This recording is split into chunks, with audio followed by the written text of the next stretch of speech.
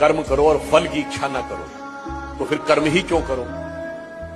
परंतु ये जानते क्यों आता है? जब आपकी छोटी सूक्ष्म दृष्टि होती, हल्की दृष्टि होती, तो आपको लगता है कर्म करने से मुझे कुछ प्राप्त हो। जब विराट दृष्टि होती है तो निष्काम कर्म का भाव स्वतः उत्पन्न हो जाता है। अब मैं आपसे पूछूं कि हम सब यहां बैठे हुए हैं, हम अपने शरीर को एक यूनिट मान लें और इससे माइक्रो लेवल पे बढ़े और फिर मैक्रो लेवल पे बढ़े। माइक्रो लेवल पे आए तो हमारा शरीर भिन्न भिन्न तंत्र से मिलकर बना है। Respiratory system, digestive system, circulatory system.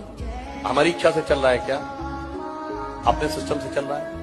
हमारे शरीर के जितने तंत्र भिन्न भिन्न अंगों से बने, हार्ट, लिवर, किडनी, हमारी इच्छा से चल रहे हैं क्या? अपने नियम से चल रहे हैं। उसके अंदर जितने भी टिश्यूज हैं वो हमारे सिस्टम से, हमारी इच्छा से चल रहे हैं? नहीं।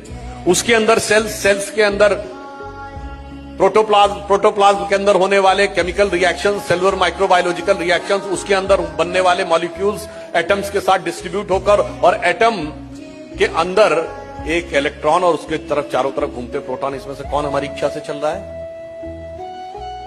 हमारी इच्छा से तो नहीं चल रहा है। अब आइए आप विराट पे, हम खड़े हैं, इस धरती पे खड़े हैं, धरती का इकोलॉजिकल सिस्टम हमारी इच्छा से चल रहा है। धरती अपनी एक्सिस पे घूम रही है, वो सूर्य के चारों तरफ घूम रही है, सूर्य गैलेक्सी मिल्की वे उसके सेंटर पे घूम रहा है, बिग बैंग तक आप मल्टी यूनिवर्स तक चले जाइए, हमारी इच्छा से है क्या? नहीं। तो इसका अर्थ क्या हुआ? जब संपूर्ण सृष्टि के क्रम में हमारा नियंत्रण परिणाम पर नहीं है, हमारा नियंत्रण केवल कर्तव्य पर है।